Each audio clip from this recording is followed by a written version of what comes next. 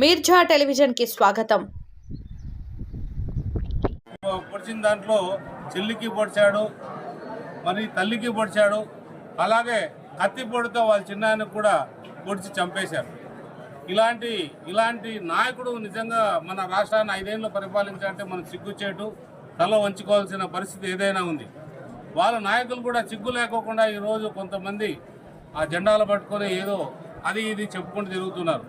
మన అభివృద్ధి మనం చూసామో లేదో, చాలా వరకు కూడా మన హామీలు కూడా అన్ని నెరవేరుస్తూ వస్తున్నాం. ఇంకా కూడా ఈ రేపు వచ్చే నెలలో ఈ నెలలోనే మన అమ్మఒడి కావచ్చు, లేకపోతే తల్లికి వందనం కావచ్చు, మరి కూడా రైతు భరోసా కావచ్చు, ఇవన్నీ కూడా ఈ నెల రేపు నెలలో అక్కడ అన్ని పూర్తి చేస్తామని మన ముఖ్యమంత్రి గారు, అలాగే పవన్ కళ్యాణ్ గారు, నారా లేఖ ఆర్టీటీకి సంబంధించి ఏదో పాదయాత్ర అన్నారు. అయ్యా నాయన రంగయ్య, నువ్వు చదువుకున్నావో లేదో నాకు తెలియదు, కానీ ఇది 2021లోనే నువ్వు ఆ రోజు ఎంపీగా ఉన్నప్పుడే ఈ ఆర్టీటీ సంస్థ కానీ FCRI నోటీసు సర్వ్ అయింది. నీకు గుర్తుందో లేదు?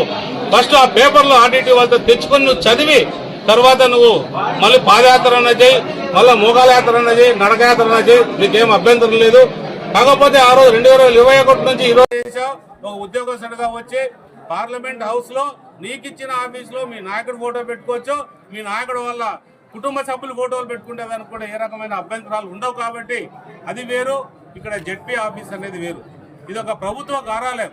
ప్రభుత్వం కార్యాలయంలో అక్కడ ఉండాల్సింది ముఖ్యమంత్రి గారి ఫోటో, అలాగే ప్రధానమంత్రి గారి ఫోటో, అలాగే పవన్ కళ్యాణ్ గారి ఫోటో మాత్రమే ఉండాలి అక్కడ. అలా కాకుండా నీ ఇంట్లో నీ కుటుంబ సభ్యులు పెట్టుకోవడానికి ఇక్కడ లేదు.